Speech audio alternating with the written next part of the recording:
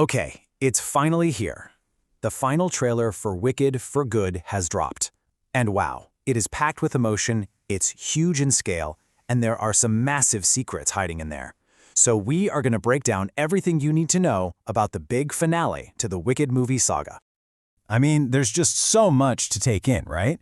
You've got the incredible vocals, the visuals are absolutely stunning, but beyond that amazing bond between Elphaba and Glinda, the trailer teases one huge secret, and it's the one thing that has sent fans into a total frenzy.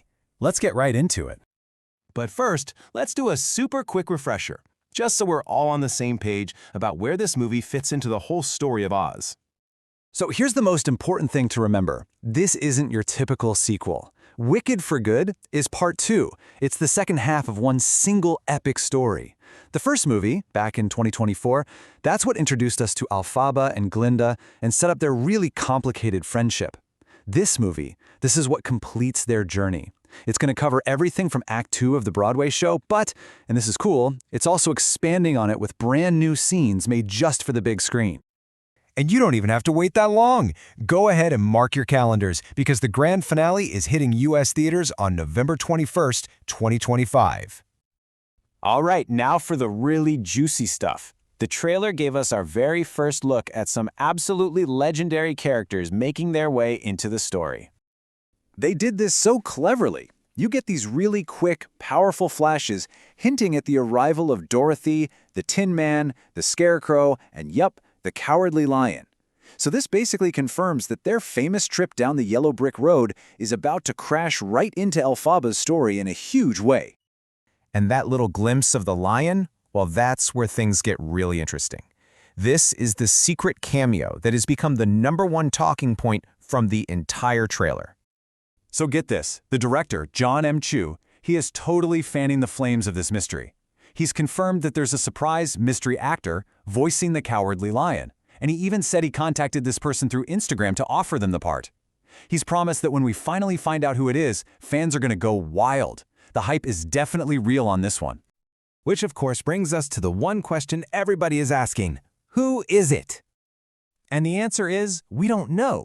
Universal is keeping this a complete secret. The actor's identity is totally under wraps, and honestly, they'll probably keep it that way until the movie's premiere week. This is one of those surprises they really want you to experience for the first time in the theater. But okay, this movie is about so much more than just a secret cameo. It's doing a lot more than just adapting the stage show. It's building on the story in some really exciting ways.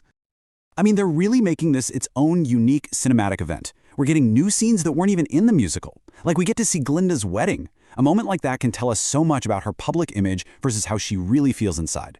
The costumes, designed by Oscar winner Paul Tazewell, are actually going to change to show how each character's story evolves. And here's the detail for all the book fans out there. No ruby slippers. They're sticking with the original silver shoes from the books, which is a great nod. And to top it all off, the show's original composer, Stephen Schwartz, actually wrote new music just for the film, so we can expect some brand new emotional moments. All right, so if you're ready to head back to Oz, let's run through the essential info you're going to need before you buy your ticket.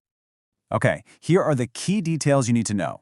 The movie's rated PG, it's running about 2 hours and 18 minutes, which is actually a little shorter than part 1, and you'll be able to see it in all the big formats like IMAX and Dolby.